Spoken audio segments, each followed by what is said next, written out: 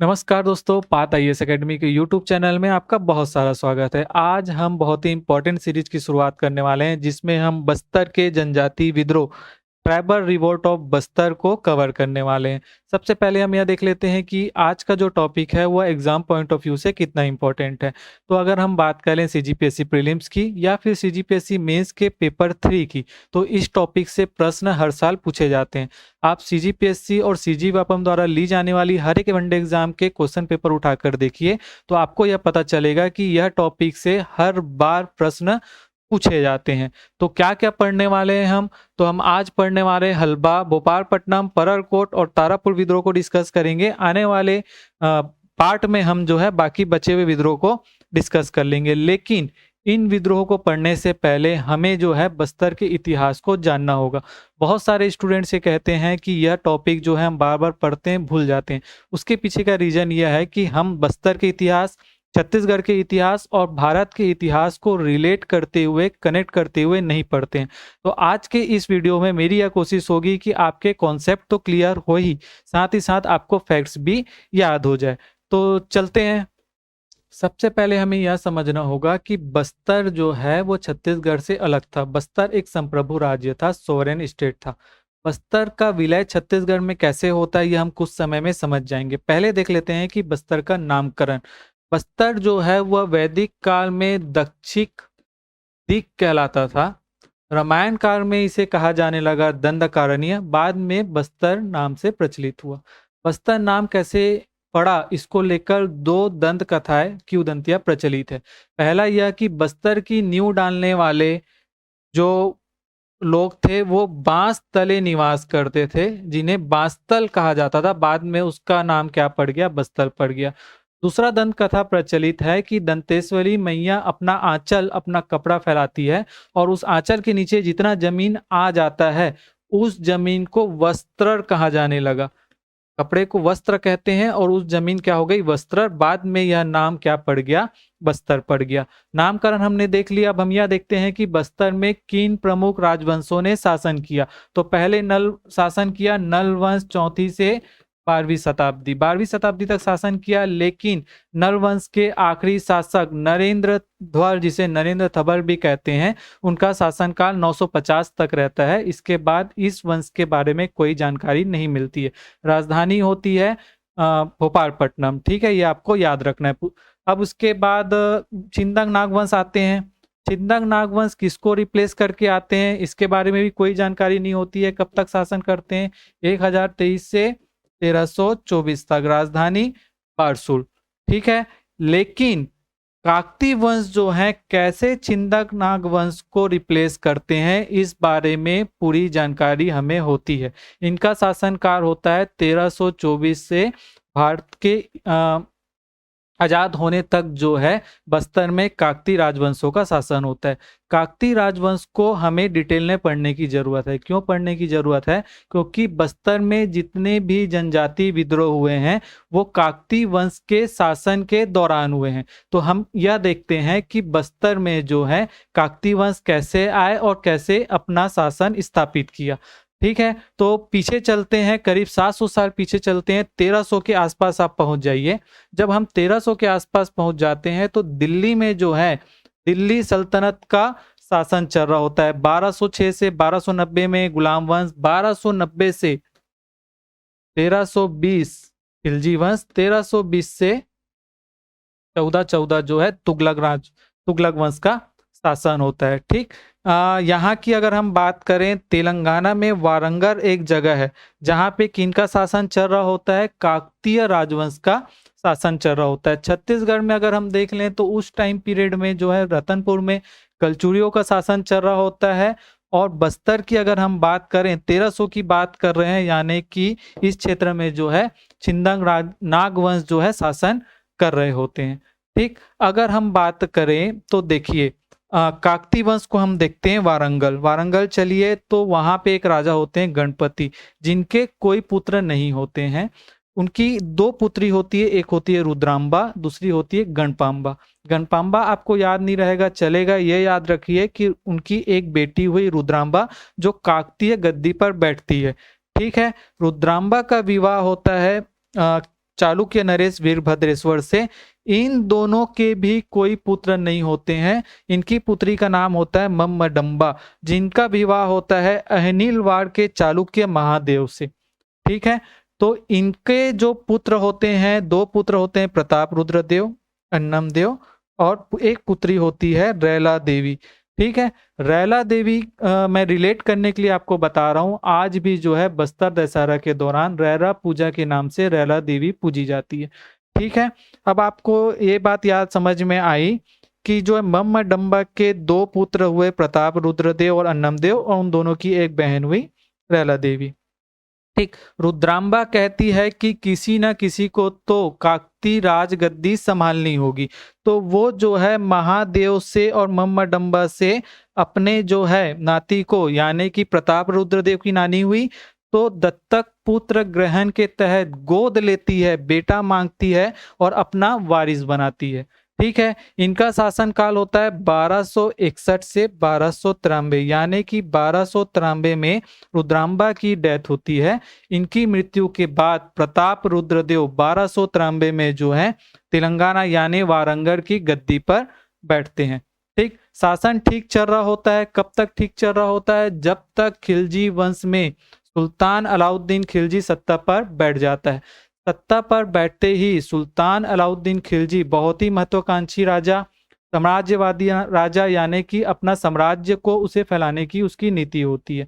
उस नीति के तहत उसके एक सेनापति होते हैं मलिक काफूर। मलिक काफूर जो है दक्षिण अभियान में निकलते हैं और यहाँ पास जो है देवगिरी पर अपना कब्जा जमा लेते हैं। मलिक काफूर को लगता है कि जब देवगिरी तक आ ही गया हूं तो क्यों ना मैं वारंगल पे भी अटैक कर दूं। तो दिल्ली सल्तनत का पहला अटैक होता है, पहला मुस्लिम आक्रमण कहाँ पे? वारंगल पे होता है। प्रताप रुद्रदेव को यह पता होता है कि दिल्ली की सेना से वह नहीं लड़ सकता, इसलिए वह अपनी सोने की मूर्ति बनवाता है और उसमें उसको जंजीर से बांधकर सरेंडर करता है और कहता है कि सुल्तान अलाउद्दीन खिलजी को कह देना कि मैं सरेंडर करता हूँ। मलिक काफूर जो है इसे दिल्ली सल्तनत के साम्राज्य में सम्मिलित नहीं करता है और टैक्स के बदले जो है छोड़ देता है। कहता है कि हर साल जो है बिना बोले दिल्ली जो है टैक्स पहुंच जाना चाहिए। तो 700 घोड़े, 100 हाथी और अपार धन राशि जो है हर साल दिल्ली पहुंचता है वारंगल से।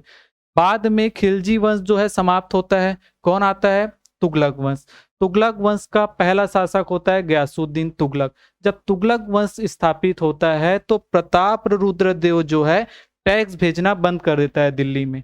जब गयासुद्दीन तुगलक को यह पता चलता है तो गयासुद्दीन तुगलक जो है चिट्ठी लिखकर भेजता है कि भैया आप जो है पहले तो टैक्स देते थे, यहाँ से टैक्स आता था, अब क्या हो गया? तो प्रताप रुद्रदेव रिप्लाई करता है कि नहीं दूंगा। जब नहीं दूंगा सुनता है गयासुद्दीन तुगलक तो उसका सेनापति होता है उसका बेटा जौना खां, जिसे हम मोहम्मद बिन तुगलक भी कहते हैं। उसे यह आदेश देता है कि जा चढ़ाई कर, और दूसरा अटैक होता है दिल्ली सल्तनत का, मोहम्मद बिन तुगलक का पहला अटैक। कुछ इतिहासकार ये कहते हैं कि सफल नहीं हो पाया यह अटैक। कुछ इतिहासकार का मानना है कि मोहम्मद बिन तुगलक आता है और बहुत धनराशि लूट कर ले जाता है। ठीक है, बाद में जो है टैक्स तो ये दे नहीं पा रहा होता है प्रताप रुद्रदेव, तो यह समझ जाता है कम से कम कि भैया मैं तो बहुत प्रॉब्लम में आ चुका हूं। तो अब वो क्या करता है, अपने भाई अन्नमदेव को सहायता के लिए बुलाता है। उसे पता होता है कि अब कभी भी जो है मोहम्मद बिन तुगलक का अटैक हो सकता है। तो यहाँ पे कौन आ गए? अन्नमदेव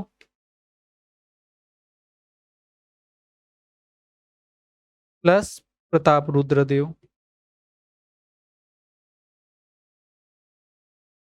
ठीक, मोहम्मद बिन तुगलक का जो है तीसरा अटैक, मोहम्मद बिन तुगलक का दूसरा अटैक, दिल्ली सल्तनत का तीसरा अटैक होता है यहाँ पे।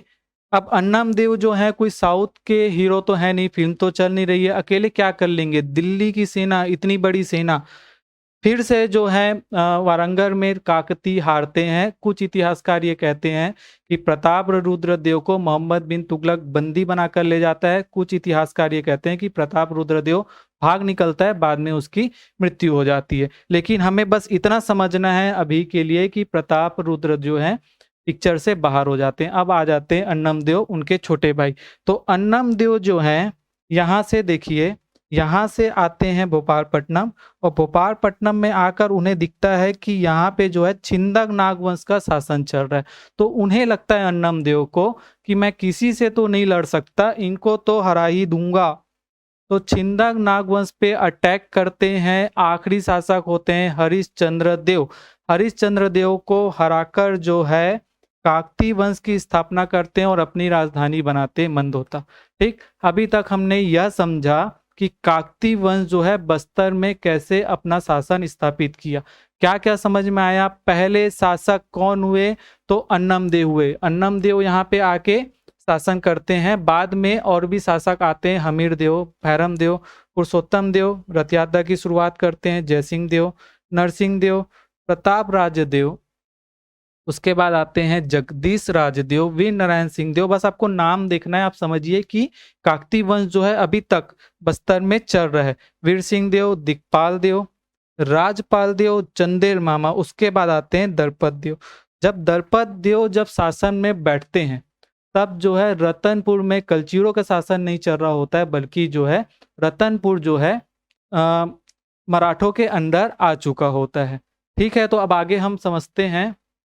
हमारा पहला टॉपिक है हल्बा विद्रोह। हल्बा विद्रोह को पढ़ने से पहले समझिए, अब तक हम कितने शासक पढ़े? अन्नमदेव से लेकर दरपत देव तक। दरपत देव जब शासन कर रहे होते हैं, उस समय जो है यहाँ पे रतनपुर में मराठों का शासन चल रहा होता है। तो मराठा सेनापति नीलू पंत का दरपत देव पर आक्रमण होता है। हालांकि यह आक्रमण सक्सेस नहीं होता है, लेकिन दरपत देव को यह समझ में आ जाता है कि मराठों की नजर जो है अब बस्तर पे है। इसलिए उस समय राजधानी हो रही होती है बस्तर, जिसे ट्रांसफर करके वो अपनी राजधानी कहाँ बना लेते हैं? जगदलपुर। राजधानी जगदलपुर बन गई। उप राजधानी बनाते हैं डोंगर क्षेत्र जो है, कोंडागांव के पास एक जगह पड़ता है डोंगर, वहां पे अपनी उप राजधानी बनाते हैं। और वहां के जो प्रशासक घोषणा करते हैं अपने बेटे अजमेर सिंह को। ठीक है, दरपत देव की बहुत सारी महारानियां होती है, जैसे हर राजा महाराजाओं का होता है। उसमें जो उनकी बड़ी महारानी होती है, जिसे पटरानी कहते हैं, उनके बेटे होते हैं अजमेर सिंह। ठीक, उनके बेटे होते हैं अजमेर सिंह। और दूसरी महारानी के जो बेटे होते हैं वह होते हैं दरियादेव। तो हमको क्या समझ में आया कि अजमेर सिंह और दरियादेव जो हैं सौतेले भाई हैं। ठीक, अब हम विद्रोह पे चलते हैं। विद्रोह स्टार्ट होता है 1774 में, जब दरपत देव की मृत्यु हो जाती है। जब दरपत देव की मृत्यु हो जाती है, तो शासन कौन करेगा, इसको लेकर क्या होता है? उत्तराधिकारी का युद्ध होता है। दरपत देव के दो बेटे अजमेर सिंह और दूसरा दरियादेव। दरियादेव जो है वो डोंगर क्षेत्र में आक्रमण करते हैं अजमेर सिंह के ऊपर। अजमेर सिंह, पहला आक्रमण होता है यहाँ पे, और अजमेर सिंह जो है जीत जाते हैं। अजमेर सिंह दरियादेव को हरा देते हैं और जीत जाते हैं। ठीक, पहली बार आक्रमण हुआ दरियादेव का, अजमेर सिंह जीत गए, अब अपने सत्ता पे बैठ गए। अब वो क्या होते हैं? बस्तर के प्रशासक हो जाते हैं।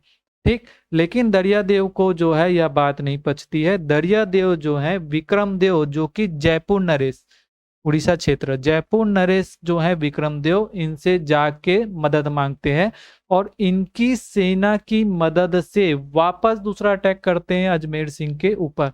यहाँ पे जो है अजमेर सिंह जो है हार रहे होते हैं, लेकिन हलबा की जनता को यह बर्दाश्त नहीं होता है कि उनके शासक, उनके राजा, क्योंकि अजमेर सिंह जो है वो लोकप्रिय जो है शासक होते हैं, जन नेता होते हैं। इस वजह से जो है हलबा की जनता अपने शासक के सपोर्ट में मैदान में उतरती है, और दरियादेव जो है अपने मकसद में इस बार भी सफल नहीं हो पाते हैं।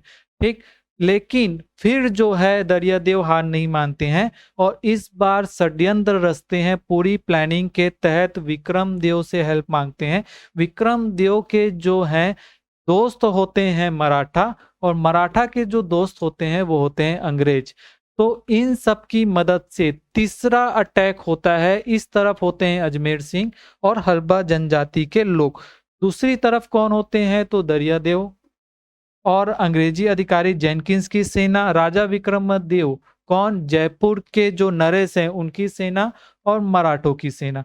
देखिए, इस तरीके से यहाँ से विक्रमदेव की सेना, यहाँ से मराठों की सेना, यहाँ से अंग्रेजों की सेना जो है अजमेर सिंह पर अटैक करते हैं और 1777 में अजमेर सिंह की क्या हो जाती है, मृत्यु हो जाती है। इसी के साथ हलबा विद्रोह जो है समाप्त हो जाता है। हलबा विद्रोह तो समाप्त हो जाता है, लेकिन दरियाए देव जो है वो इस बात को ईगो पे लेते हैं कि हलबा जनजाति के लोग कैसे उनसे विद्रोह कर देते हैं। इस वजह से जो है इन सारी सेनाओं की मदद से हलबा जनजातियों का नरसंहार होता है, जेनोसाइड होता है। कुछ इतिहासकार यह कहते हैं कि सिर्फ एक हलबा बचा, कुछ इतिहासकार ये कहते हैं कि कुछ एक परिवार बचा था, लेकिन विश्व का सबसे बड़ा नरसंहार माना जाता है।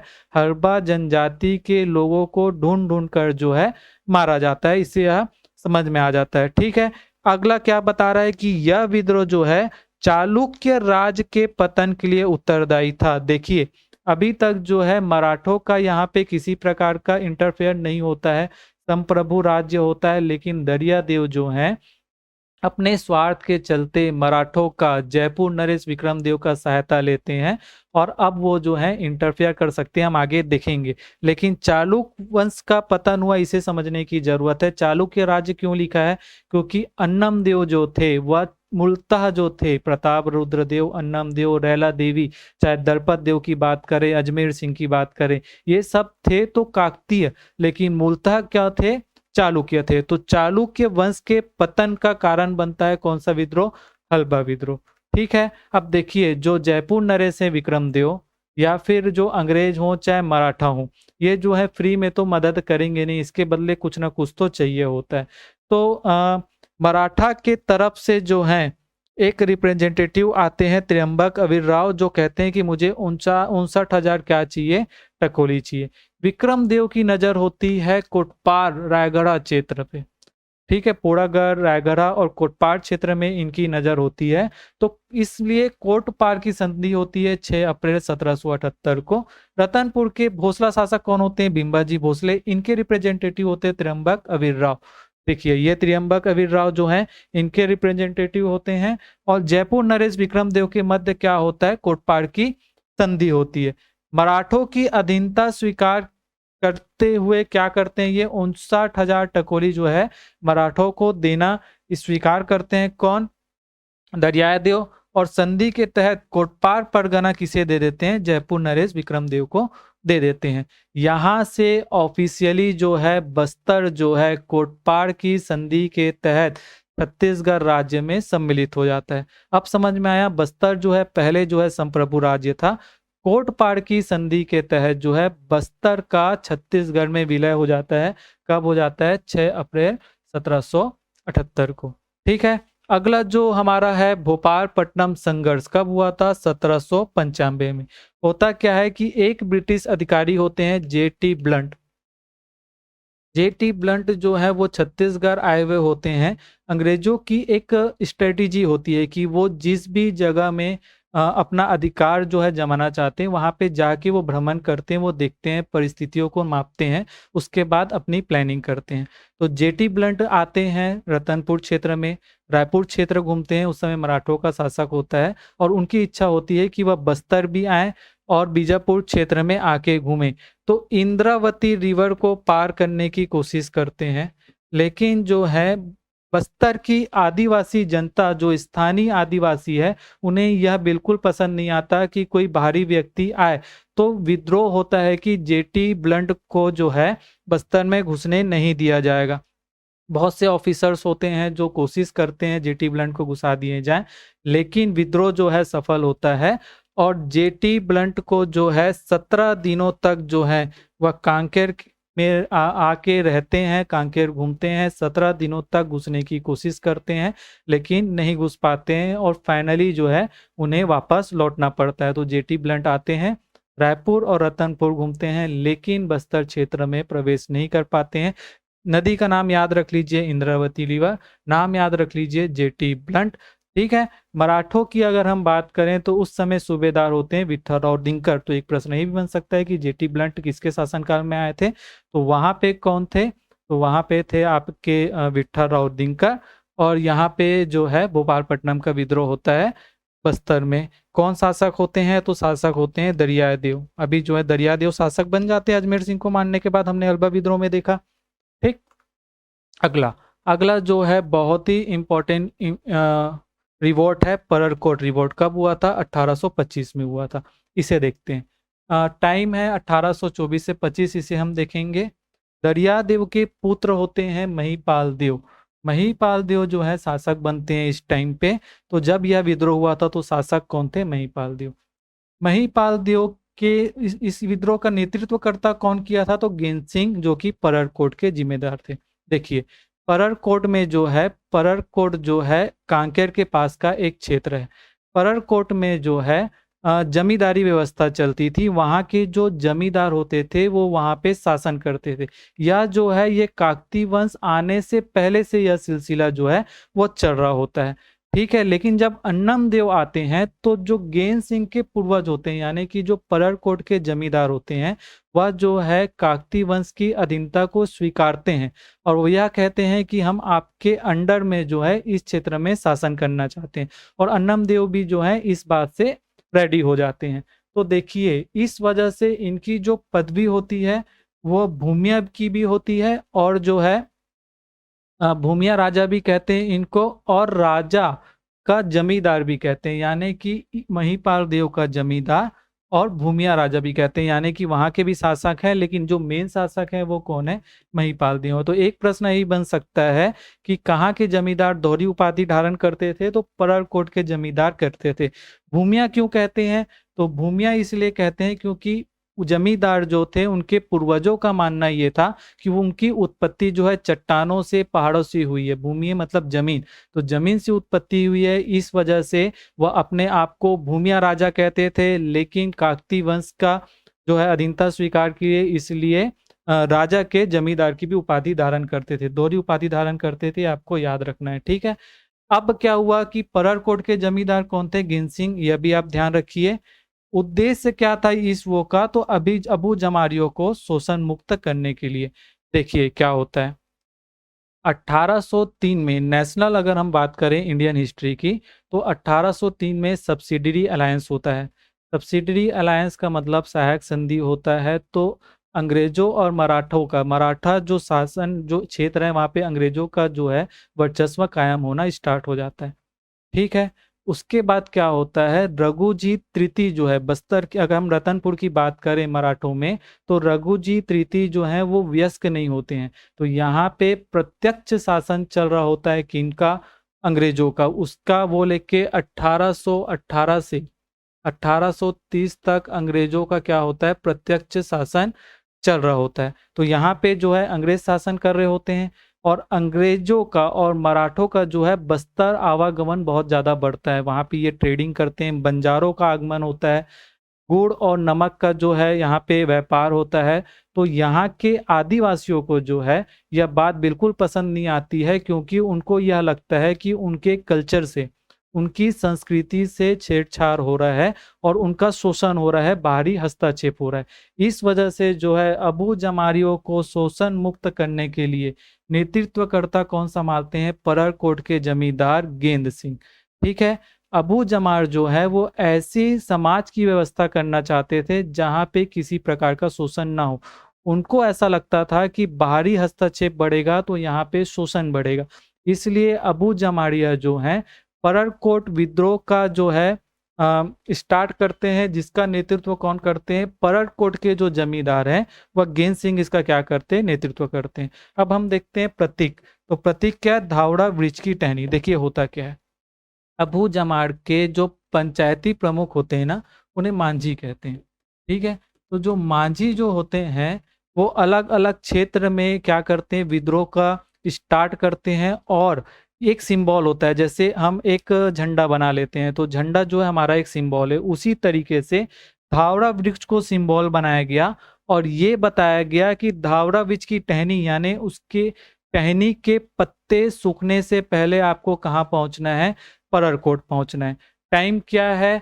टाइम है आपका 24 दिसंबर 1824। डेट याद रखो, देखिए इंटू 2, इंटू टू 24 दिसंबर 1824 को यह विद्रोह जो है प्रारंभ होता है। परर कोट में मीटिंग होती है। अबू जमाड़िया और आसपास के अन्य आदिवासी भी इस विद्रोह को क्या करते हैं, सपोर्ट करते हैं। ठीक है।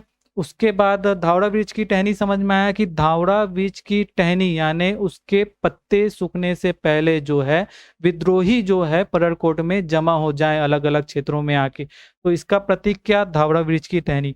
दमनकर्ता, दमनकर्ता में देखिए पहले मैं आपको बताऊं कि एग्न्यू कौन थे। तो एग्न्यू जो थे अभी हमने देखा कि 1818 से 1830 तक क्या होता है, प्रत्यक्ष शासन कर रहे होते हैं रतनपुर में अंग्रेज। 1818 में प्रथम ब्रिटिश सुप्रिटेंडेंट अधिकारी कौन बनते हैं, कैप्टन एडमंड बनते हैं। उसके बाद आते हैं कैप्टन एग्न्यू।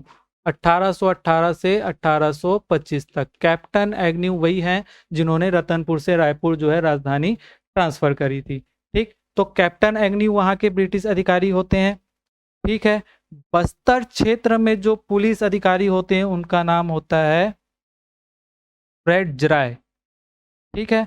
तो फ्रेड जराय जो है वो यह कहते हैं कि विद्रोह जो है बहुत ज्यादा बढ़ चुका है, मुझसे कंट्रोल नहीं हो रहा है। तो फ्रेड जो है ब्रिटिश सुप्रिटेंडेंट एग्न्यू से सहायता मांगते हैं। एग्न्यू जो है चांदा एक रियासत होती थी महाराष्ट्र क्षेत्र में, तो चांदा रियासत के जो अधिकारी होते हैं कैप्टन पेबे को निर्देश देते हैं कि जाओ और पररकोट विद्रोह का क्या करो, दमन करो। ठीक है। तो दमनकर्ता कौन, पेबे, पेबे कौन, चांदा के जो है अधिकारी होते हैं पुलिस अधिकारी, किसके निर्देश में, एग्न्यू से। एग्न्यू कौन, दूसरे ब्रिटिश अधीक्षक, उस समय के तत्कालीन अधीक्षक होते हैं। ठीक। फ्रेड जुराय कौन है, तो वहाँ के लोकल जो बस्तर के जो है पुलिस अधिकारी होते हैं। ये नाम आप याद करते हुए चलिए। ठीक है। टाइम पीरियड क्या होता है, 24/12/1824 को स्टार्ट हुआ, देखिए दिसंबर महीना, इसलिए 1824-25 लिखा हुआ है। ठीक। उसके बाद क्या होता है, 10 जनवरी को जब कैप्टन पेबे 10 जनवरी 1825 को जो है गेंद सिंह को जो है कैप्टन पेबे गिरफ्तार कर लेते हैं। उसके बाद जो है ढोंग करने के लिए मुकदमा चलाते हैं। अंग्रेज हमेशा की तरह यह दिखाने की कोशिश करते हैं कि कैसे हम कानूनों का पालन करते हैं।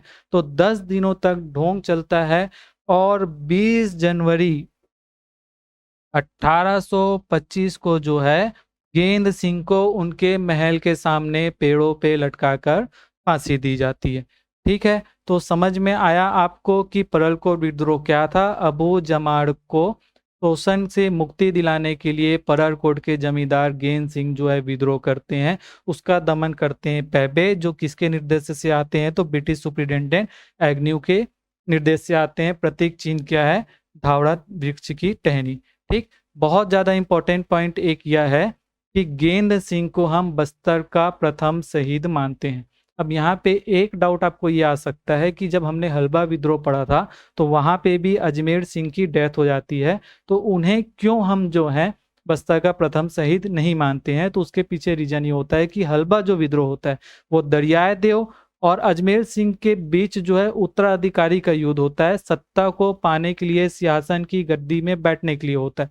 लेकिन जो परलकोट विद्रोह होता है, गेंद सिंह जो है जनता के सपोर्ट में, अबू जमाड़ आदिवासियों के सपोर्ट में जो है विद्रोह करते हैं और शहीद होते हैं, इसलिए जो है इन्हें बस्तर का शहीद कहा जाता है। डेट आप याद रखिए, 24/12/1824 को क्या होता है, परलकोट में मीटिंग होती है, सारे आदिवासी जमा होते हैं मांझियों की मदद से। उसके बाद कैप्टन पेबे जो है दमन करने के लिए आते हैं, 10 जनवरी 1825 को गिरफ्तार करते हैं और 20 जनवरी 1825 को क्या होता है, गेंद सिंह को फांसी हो जाती है। ठीक है। मैं आपको अब ट्रिक बता रहा हूं याद करने के लिए, इसको हम न्यूमेरिक टेक्निक्स कहते हैं। पसंद आए तो याद रख लीजिएगा, अदरवाइज डायरेक्ट याद रख लें तो बेहतर है। ठीक है। तो देखिए सबसे पहले इसको, टेनिस जो है इसे हम कहते हैं कोर्ट, टेनिस कोर्ट। ठीक। धोनी के बारे में हम जानते हैं कि धोनी को हम क्या कहते हैं, माही कहते हैं। जो क्रिकेट नहीं देखते लेकिन इनके बारे में जो मूवी बनी है वो तो आपने देखा ही होगा। और एक खिलाड़ी हैं ब्राजील के जिन्हें पेले कहा जाता है। ठीक है, बहुत ही फेमस खिलाड़ी हैं, अभी फीफा वर्ल्ड कप भी चल रहा है तो आप रिलेट कर पाएंगे। तो देखिए कोर्ट से आप याद रख लीजिए परर कोर्ट। ठीक। माही से आप याद रख लीजिए शासक कौन थे, महिपाल देव। ठीक। और पहले से दमनकर्ता कौन थे? तो पेबे थे। ठीक। देखिए, कोट से परलकोट, माही से महिपाल देव और पेले से दमनकर्ता कौन थे? पेबे थे। एक बात आप याद रख सकते हैं कि जब बात क्रिकेट की हो रही है तो आप इमेजिन कर सकते हैं कि धावड़ा बीच की टहनी से आपने क्या बना लिया? स्टंप बना लिया। ठीक। अगला जो बहुत ही इंपॉर्टेंट जो विद्रोह है वो है तारापुर रिवोल्ट। कब स्टार्ट हुआ? 1842 पे स्टार्ट हुआ। ईयर कैसे याद रखेंगे? तो क्विट इंडिया मूवमेंट, भारत छोड़ो आंदोलन कब स्टार्ट हुआ? तो 1942 को। तो 100 साल पहले जो है तारापुर विद्रोह स्टार्ट होता है, ये आप याद रख लो। ठीक है। शासक कौन है? भूपाल देव। देखो कहानी फिर से वही होती है, महिपाल देव के बहुत सारी महारानियां होती है जिसमें पट रानी यानी बड़ी बड़ी महारानी के पुत्र होते हैं भूपाल देव। दूसरी महारानी के पुत्र होते हैं दलगंजन सिंह, यानी दोनों सौतेले भाई हुए। लेकिन जो शासक बनते हैं वो बड़े बेटे जो है भूपाल देव बनते हैं। और जो है तारापुर परगना का अधिकारी बना दिया जाता है किनको? दरगंजन सिंह को। ठीक है। परगना क्षेत्र जो है वो दरगंजन सिंह को वहां का अधिकारी बना दिया जाता है। ठीक है। अब इस विद्रोह में क्या है? इस विद्रोह में यह होता है कि जो दीवान होते हैं उनका नाम होता है जंगबंधु। यह आइडिया देते हैं कि तारापुर क्षेत्र का क्या बढ़ा दिया जाए? टैक्स बढ़ा दिया जाए। ठीक है। तो टैक्स बढ़ने के विरोध में वहां की जनता जो है विद्रोह करती है। इसका नेतृत्व जो कौन कर रहे होते हैं? वहां के परगने के अधिकारी दरगंजन सिंह जो है इसका नेतृत्व कर रहे होते हैं कि टैक्स जो है वह कम कर दिया जाए। और दूसरा कारण यह होता है कि मराठों अंग्रेजों का आवागमन जो है बहुत ज्यादा होता है, शोषणकारी नीतियां बहुत ज्यादा हो चुकी होती है। तो इससे परेशान होकर तारापुर में विद्रोह होता है। किसके नेतृत्व में? दरगंजन सिंह के विद्रोह में। ठीक है। दलगंजन सिंह के नेतृत्व में विद्रोह चल रहा होता है। लेकिन जो है उस विद्रोह के बीच में जो है आदिवासी जो है जगबंधु को क्या बना लेते हैं? बंदी बना लेते हैं। लेकिन जो है भोपाल देव जो है वो इनको छुड़ा लेते हैं, बोलते हैं कि छोड़ दो। ठीक है। जब यह छूटते हैं, देखिए जगबंधु जब छूटते हैं तो वह नागपुर में जाकर जो है कंप्लेन करते हैं किसकी? दलगंजन सिंह की। और दलगंजन सिंह को क्या कर लिया जाता है? गिरफ्तार कर दिया जाता है और 6 महीने तक जो है इन्हें कैद में रखा जाता है। बहुत लंबा यह विद्रोह चलता है। और इस विद्रोह में जो है वहां की जनता जो है वो असंतोष होती है। उस असंतोष को दूर करने के लिए, उन्हें सेटिस्फाई करने के लिए जो नागपुर के रेजिडेंट होते हैं विलियम्स, ये नाम आपको याद रखना है। विलियम्स जो होते हैं, मेजर विलियम्स जो होते हैं, वो जो होते हैं दलगंजन सिंह को छोड़ भी देते हैं और टैक्स जो है वापस भी कर लेते हैं। तो यह विद्रोह जो है सक्सेसफुल होता है। आपको याद रखना है कि स्टार्ट क्यों हुआ था? टैक्स बढ़ने की विरोध में स्टार्ट हुआ था। और दीवान को, जगबंधु को हटाना चाहते थे जो है, तो जो है मेजर विलियम्स जो है दीवान जगबंधु को जो है हटा भी देते हैं और जो है टैक्स जो है कम भी कर देते हैं। ठीक है। अब इसका ट्रिक कैसे याद रखेंगे? तो ट्रिक आप ऐसा इमेजिन करिए, तारापुर विद्रोह है। ठीक है। तो ग्रुप ऑफ स्टार, ठीक है, तो ग्रुप ऑफ स्टार यानी कि तारों का दल। तो यहां से आपको याद हुआ दलगंजन सिंह जो कि इसके क्या थे? नेतृत्व करता थे। ठीक है। ये पूरा यूनिवर्स है। यूनिवर्स माने कि दुनिया, जग। तो जग बंधु आप याद कर सकते हैं। इसके बाद जो है यह जो है, देखिए ये जो है धरती, जमीन, तो जमीन से आपको शासक याद आ सकता है भूपाल देव। ठीक। तारापुर विद्रोह, group of star Dalganjan Singh. ठीक है। जमीन से आप याद रख लीजिए भूपाल देव। और पूरी दुनिया यानी कि जग, यानी कि जगबंधु। ठीक है। फटाफट जो हमने पढ़ा उसे हम रिवाइज कर लेते हैं। हल्बा विद्रोह कब स्टार्ट हुआ था? 1774 में स्टार्ट हुआ था। ठीक है। 1777 तक चला था। कौन थे नेतृत्वकर्ता? तो इसके नेतृत्वकर्ता थे अजमेर सिंह। नेतृत्वकर्ता भी अजमेर सिंह थे और शासक भी अजमेर सिंह थे। आपको याद होना है, कंफ्यूज नहीं होना है। कहाँ हुआ था? तो बस्तर क्षेत्र में हुआ था। क्यों हुआ था? तो उत्तराधिकारी का क्या था? युद्ध था दरियादेव और अजमेर सिंह के बीच में। क्या हुआ इसमें?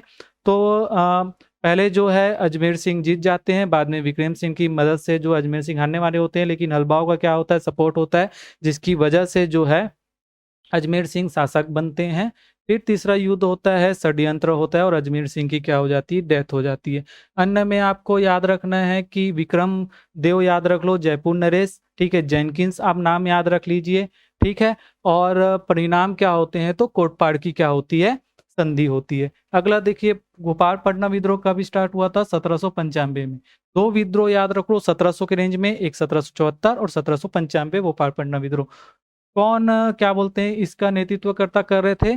तो नेतृत्वकर्ता कोई नहीं था, गोंड जनजाति जो है विद्रोह करी थी, संघर्ष करी थी। कहाँ हुआ था? तो बस्तर क्षेत्र में वो एंट्री करने वाले होते हैं, तो बस्तर क्षेत्र बीजापुर क्षेत्र में यह विद्रोह होता है। क्यों होता है? तो J.T. ब्लंट, ब्रिटिश अधिकारी J.T. ब्लंट जो है एंटर करना चाहते हैं। क्या है इस उसमें? तो एंटर करना चाहते हैं, इंद्रावती नदी को पार करना चाहते हैं और पार नहीं कर पाते हैं, तो परिणाम यही होता है कि उन्हें वापस क्या होता है, जाना होता है, वो एंट्री नहीं कर पाते हैं। ठीक है, अगला जो है परलकोट विद्रोह। परलकोट विद्रोह कब हुआ था? 1824-25। देखिए 24 दिसंबर 1824 को क्या होता है, परलकोट में मीटिंग होती है। 10 जनवरी 1825 को गेंद सिंह को गिरफ्तार करते हैं और 20 जनवरी 1825 को क्या हो जाती है, फांसी हो जाती है। कौन इसके नेतृत्वकर्ता थे? तो गेंद सिंह थे। कहाँ हुआ था? तो परलकोट क्षेत्र में हुआ था। क्यों हुआ था? तो अबू जमार को जो है शोषणकारी नीतियों के विरुद्ध जो है यह विद्रोह होता है। क्या था इस विद्रोह में? तो अबू जमार की जनता जो है परलकोट के जमींदार गेंद सिंह के नेतृत्व में जो है बंजारों को, मराठों को और अंग्रेजों को जो है मार काट करती है और भगाती है। ठीक है, परिणाम क्या होता है? तो गेंद सिंह की क्या हो जाती है, डेथ हो जाती है। अन्य में आप याद रख सकते हो कि धावड़ा ब्रिज की टहनी इसका क्या होता है, प्रतीक चिन्ह होता है। ठीक है, तारापुर विद्रोह कब स्टार्ट हुआ था? तो 1842, क्विट इंडिया मूवमेंट के 100 साल पहले। कौन थे इसके नेतृत्वकर्ता? तो दरगंजन सिंह। दीवान याद रखो, जगबंधु। कहाँ हुआ था? तो तारापुर परगना में हुआ था। क्यों हुआ था? टैक्स बढ़ने की वजह से हुआ था। क्या था इस विद्रोह में? तो पहले जो है जगबंधु को बंदी बना लेते हैं, बाद में छोड़ देते हैं। बाद में दरगंजन सिंह को भी क्या कर लिया जाता है, गिरफ्तार कर लिया जाता है। लेकिन फाइनली परिणाम ये होता है कि जगबंधु को भी पद से हटा दिया जाता है और जो है टैक्स जो है वापस ले लिया जाता है। तो आज का जो आपके लिए सवाल है, आज का सवाल है आपका कि कोर्ट पार्क की संधि किस वर्ष हुई थी? ऑप्शन है 1774, 1778, 1795 और 1842। ये आप हमें कमेंट करके बताएंगे। तो thank you so much. I hope आपको क्लास पसंद आया होगा। मिलते हैं इसी सीरीज के नेक्स्ट पार्ट के साथ। जय हिंद, जय भारत, जय जोहार।